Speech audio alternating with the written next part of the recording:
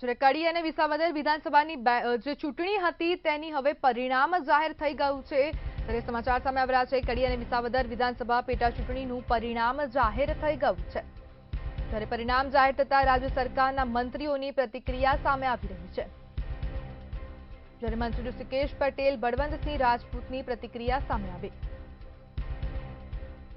જ્યારે કુંવરજી બાવળિયા અને જગદીશ વિશ્વકર્માની પણ પ્રતિક્રિયા સામે આવી છે। અને જે ચૂંટણીનું પરિણામ જાહેર થયું છે તેને લઈને હવે નેતાઓ દ્વારા પ્રતિક્રિયા આપવામાં આવી। ભાજપ પ્રદેશ સંગઠન મહામંત્રી રજની પટેલની પણ પ્રતિક્રિયા સામે આવી છે। કડીમાં 15,000 થી વધુ મતોથી આગળ છે ભારતીય જનતા પાર્ટી। મોટી પાર્ટી ભારતીય જનતા પાર્ટી આદરણીય પ્રધાનમંત્રી નરેન્દ્રભાઈ મોદી સાહેબ જે પ્રમાણે દેશમાં કામ થાય છે, ગુજરાતના મુખ્યમંત્રી આદરણીય ભૂપેન્દ્રભાઈ પટેલ સાહેબ જે રીતે કામ કરે છે, હંમેશા લોકો વિકાસ સાથે જતા હોય છે અને વિકાસના માધ્યમથી જ પાર્ટીઓ ચાલતી હોય છે। આજે ગુજરાતનો અદ્ભુત વિકાસ એ જ બતાવે છે કે 161 સીટ સાથે પણ આજે કડીની અંદર 100% મને ખ્યાલ છે તો મોટી લીડથી એટલે 25-30 હજાર લીડથી ચોક્કસપણે પાર્ટી જીતવાની છે। પાર્ટીમાં એ જગ્યાએ પરિણામો વધારે મતોથી જીતવા જઈ રહ્યા છે। એ બતાવે છે કે જ્ઞાતિવાદથી પર ઉઠીને જે વાત માન્ય નરેન્દ્રભાઈએ કહી છે, સૌનો સાથ, સૌનો વિકાસ, સૌનો પ્રયાસ અને સૌનો વિશ્વાસ, એ વાતમાં વિશ્વાસ મૂકીને મતદારોએ બધા જ પ્રકારના વિષયોથી ઉપર ઉઠીને વિકાસ માટે, દેશની સુરક્ષા માટે મતદાન કર્યું છે।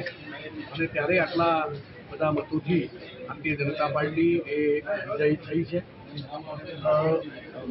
દેશના મતદારોનો જે વિશ્વાસ છે એ પ્રકારે ગુજરાતના મતદારોનો વિશ્વાસ પણ દેશના યશસ્વી વડાપ્રધાન માનનીય નરેન્દ્રભાઈ ઉપર છે। ગુજરાતના મુખ્યમંત્રી જે પ્રકારે ગુજરાતના વિકાસ માટે અવિરત પ્રયત્ન કરી રહ્યા છે,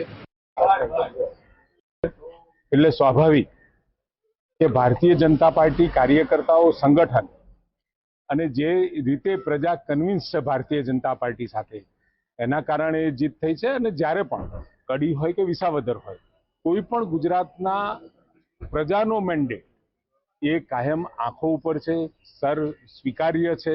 એટલે જે પણ કોઈ પ્રકારનો મેન્ડેટ આવતો હોય, 156 મળી, 161 છે, 162 થઈશું, અને કદાચ હજુ મને વિસાવદરની હજુ પૂરી ખબર નથી, પરંતુ એકંદરે ભારતીય જનતા પાર્ટી સમગ્ર બંનેમાં ભાજપ આગળ ચાલી રહી છે।